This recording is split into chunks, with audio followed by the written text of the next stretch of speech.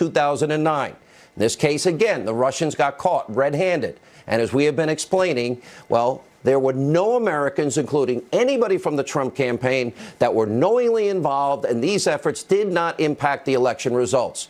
Now, here's what the Deputy Attorney General, Rod Rosenstein, said earlier today. Now, there is no allegation in this indictment that any American was a knowing participant in this illegal activity. There is no allegation in the indictment that the charged conduct altered the outcome of the 2016 election.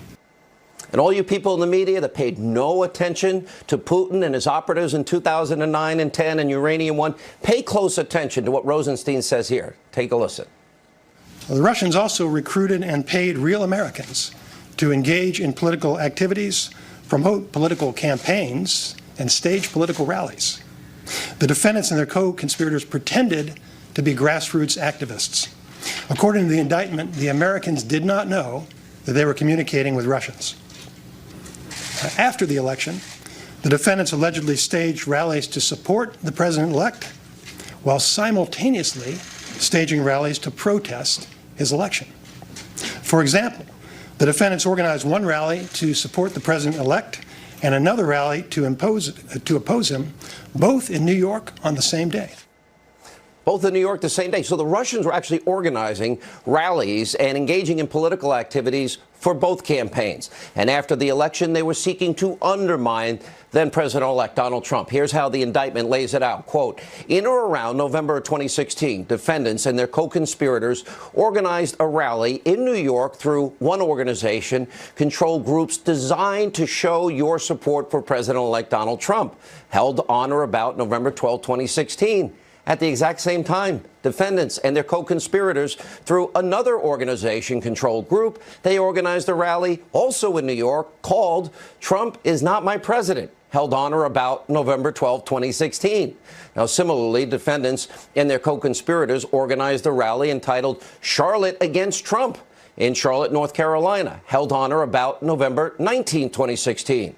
So this wasn't as one-sided as the media is trying to make this out to be. In fact, this indictment continues to prove that the media has been wrong and lying to the American people. No evidence for over a year now, pushing their bizarre conspiracy theories about Trump, Russia, collusion.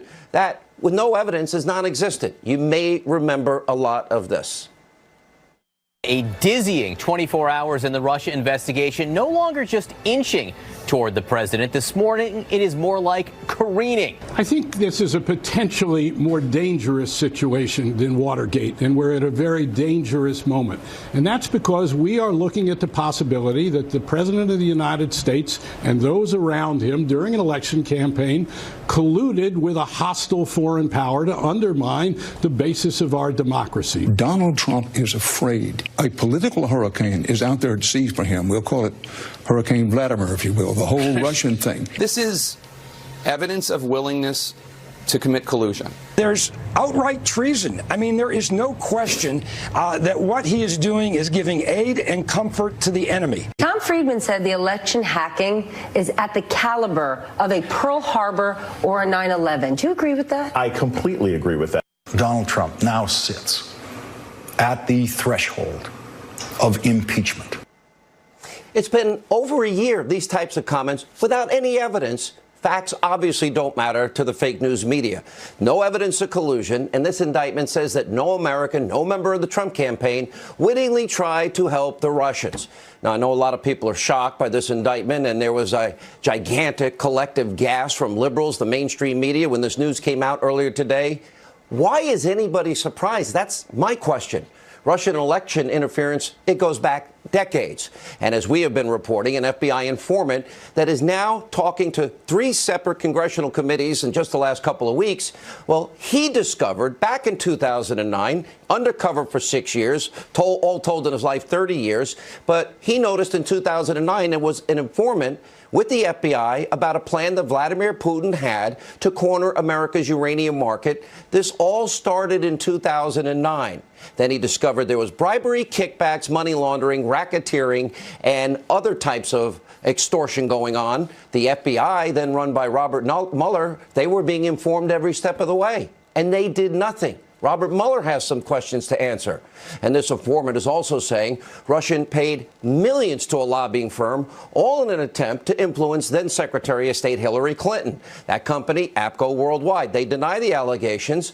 Now, this Putin-led operation back in 2009, nobody in the media is telling you, started over years before, a year and a half before, the CFIUS board. That's 9 Obama federal agencies, including Hillary as Secretary of State, Eric Holder as Justice, approved the sale of Uranium One.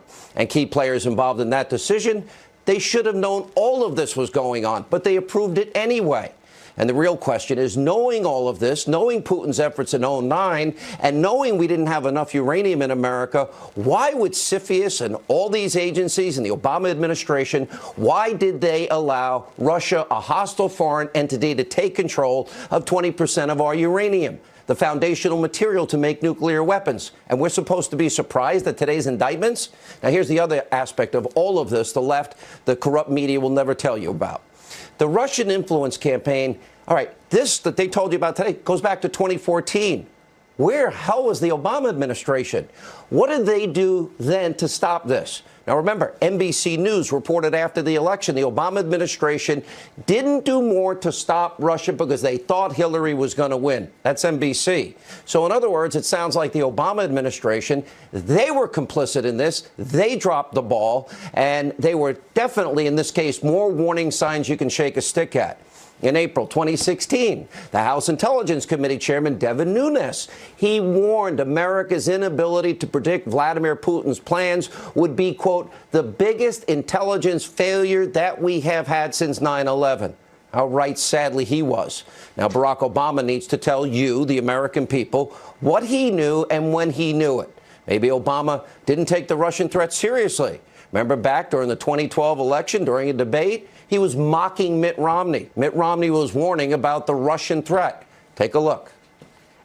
Governor Romney, I'm glad that you recognize that al-Qaeda is a threat, because a few months ago, when you were asked what's the biggest geopolitical threat facing America, you said Russia. Not al-Qaeda, you said Russia. In the 1980s are now calling to ask for their foreign policy back because, the Cold War has been over for 20 years.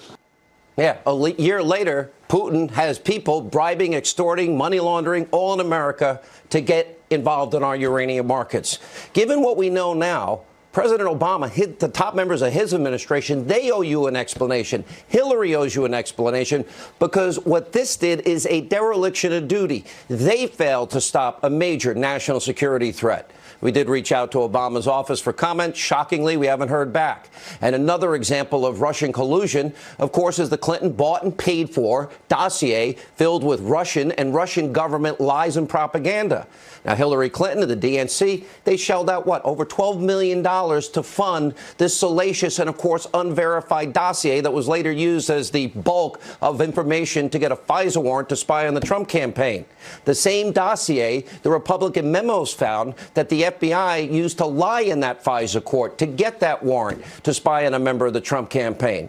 The FBI, Fusion GPS, nobody verified what was in the dossier. To this day, we haven't proven a thing in that dossier.